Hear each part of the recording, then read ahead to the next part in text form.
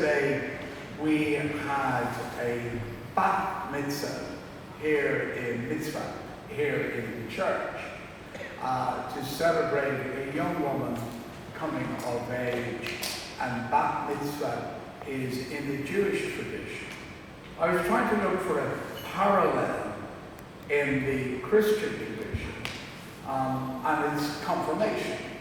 And Roger just informed me he was confirmed, because I thought maybe we should do that, but we don't have anybody coming of age, only Roger. And I thought we could have a confirmation for Roger.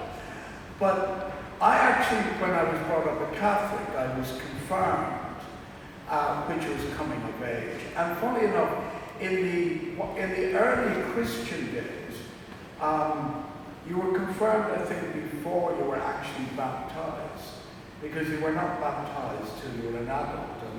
And child baptism was a much later thing, which we all have now. So you do have confirmation in the Presbyterian tradition, and in the Anglican tradition, and in the Catholic tradition, the Roman Catholic tradition. I'm not sure what we don't have in the non-subscribing Presbyterian tradition, although the Dublin Unitarian Church have a service where young people celebrate coming of age, and maybe because it's our kids club this morning, it's a thing that maybe we should discuss at some stage. Because in Dublin, the young people who are coming of age, they write their own words to the service. They write what they want to say, and they suggest what they would like in the service. So it is a thing worth considering. So now in the Jewish tradition, many of you will have heard of the bar mitzvah, and bar mitzvah is for a boy, but in the Orthodox tradition, there is no bar mitzvah, or no bat mitzvah for a girl. Only in the Reformed and liberal Jewish tradition do they have bat mitzvah for a girl. Now, the synagogue in Belfast is an Orthodox synagogue, so therefore they only have bar mitzvah.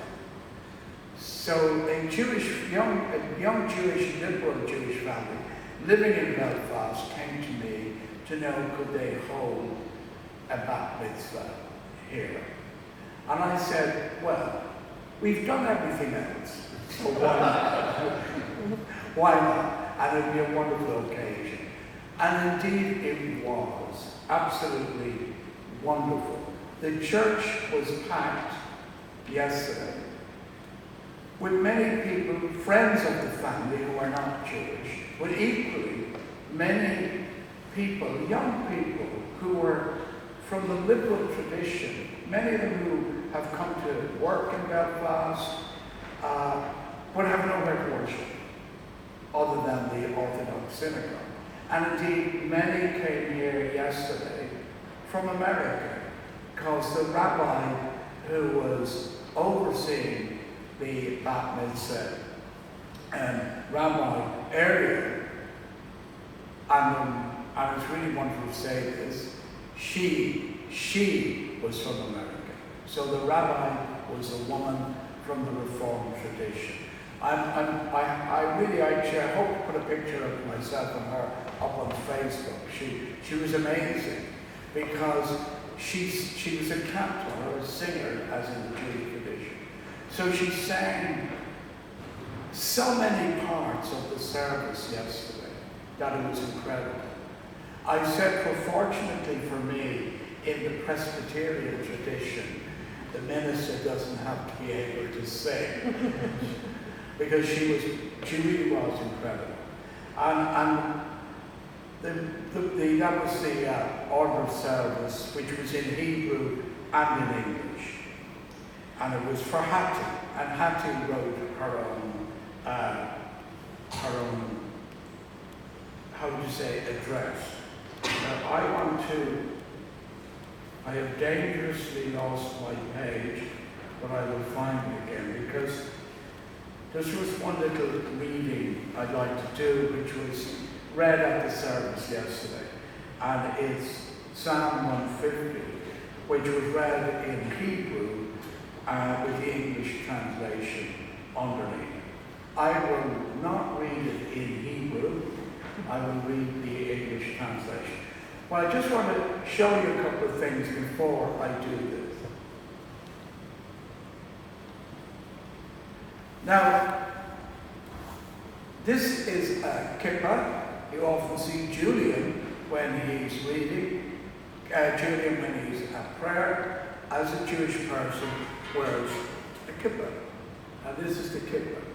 Now, what's interesting, and in the Orthodox tradition, only the man wears a kippah when he's in the synagogue. But in the liberal tradition, yesterday, Rabbi Earlier had a kippah on. And I asked her about that. And she said, well, it took us a long time to establish the right for a woman rabbi to wear a kippah, just like the men or like the male rabbi. Now, in the reading, Psalm 150, there's a mention of the shofar, the blast of the shofar. And this is what? A ram's horn, which at one time was used in ancient times by the Israelis, the Jewish people, when they were going into war. And then it was used, now it is used in religious ceremonies. I understand there are 4 notes that you blast through the shofar. Now, not really knowing what a note is, but however, I'm going to have a little try and see if I can even get a sound out of the shofar.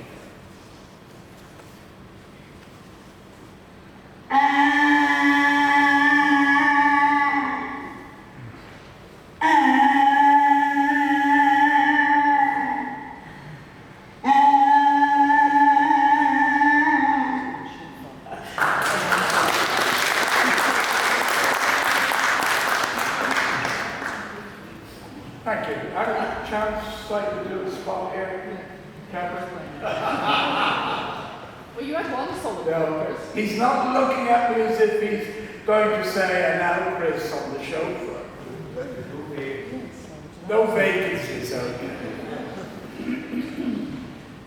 Now, after I do this reading, the choir will sing, "The Lord is my shepherd," and at the end of "The Lord is my shepherd," the young people, if that's their wish, may go downstairs. So this is Psalm 150, the English translation. And it's called Hallelujah, which means celebrate. Celebrate life in the sanctuary. Celebrate life in the powerful heavens. Celebrate life's greatness. Celebrate life with the blast of the shofar. Celebrate life with the strum of the harp. Celebrate life with the tambourine and dance. Celebrate life with stringed instruments and pipes. Celebrate life with sounding cymbals.